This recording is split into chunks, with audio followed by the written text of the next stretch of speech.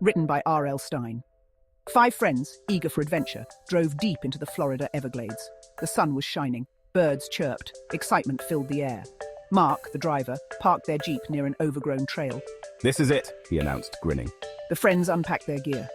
They joked and laughed as they set up their tents. The air grew heavy with humidity. The sun began to set.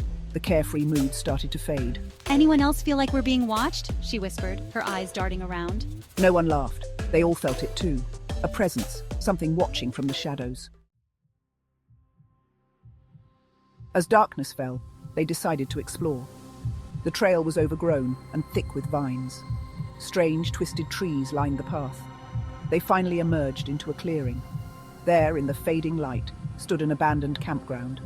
A weather-beaten sign creaked in the breeze. "Camp Shadow Creek," she read. The letter's nearly gone. The friends exchanged uneasy glances. A shiver ran down Sarah's spine. This place felt wrong. Broken-down cabins stood like hollow eyes. Rusted swings swayed gently, squeaking. There was no wind. "Hello?" he called out, his voice echoing in the stillness. Only silence answered him, but the silence felt alive, like something was listening. They wandered deeper into the abandoned camp. The hair on the back of Mark's neck stood on end. He felt a cold spot despite the humid air.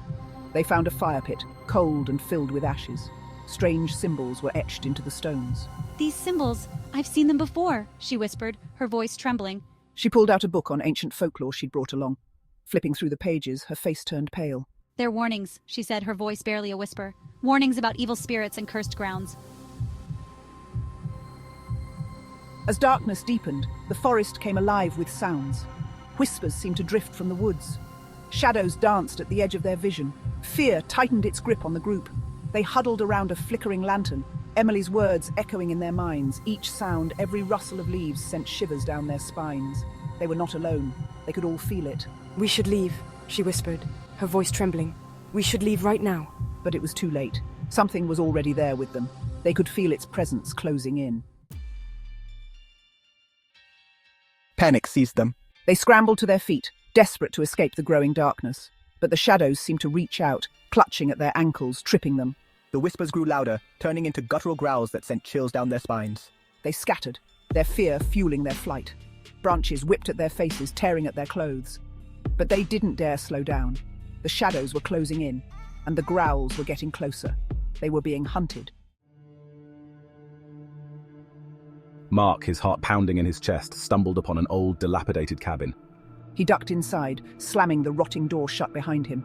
He fumbled in the darkness, his hand closing around a heavy, leather-bound book. He held his breath, listening for any sound of pursuit. He opened the book. It was a journal, its pages filled with frantic, faded writing. He read about a group of campers years ago who had stumbled upon Camp Shadow Creek. They had angered the spirits that dwelled there. The journal spoke of a curse. Anyone who dared enter Camp Shadow Creek after sunset would be trapped forever, their souls claimed by the darkness. Mark's blood ran cold. They were living the curse, and it was just the beginning. Mark stumbled out of the cabin, the journal clutched in his hand. He had to find the others, warn them. But the campground was a labyrinth of shadows and whispers. He called out for his friends, his voice lost in the growing darkness. He thought he saw a flicker of light in the distance. Hope surged through him. Maybe, just maybe, one of them had found a way out. He ran towards the light, his heart pounding. But as he got closer, he realized his mistake. It wasn't a way out. It was the fire pit.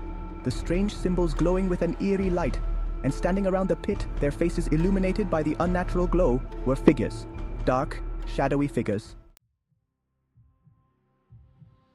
Mark froze, his blood turning to ice. The figures turned towards him, their eyes glowing with a malevolent light. He was surrounded. He tried to scream, but no sound came out. He was paralyzed with fear. He saw Emily and David, their faces pale and drawn, their eyes wide with terror. They were being held by the shadowy figures, their bodies trembling. The other 2 friends were gone. A cold, raspy voice echoed through the night. "You have disturbed the spirits of Shadow Creek," it hissed. "Now you will pay the price." Mark closed his eyes, tears streaming down his face. He knew it was over. The curse was real, and they were trapped forever in Camp Shadow Creek.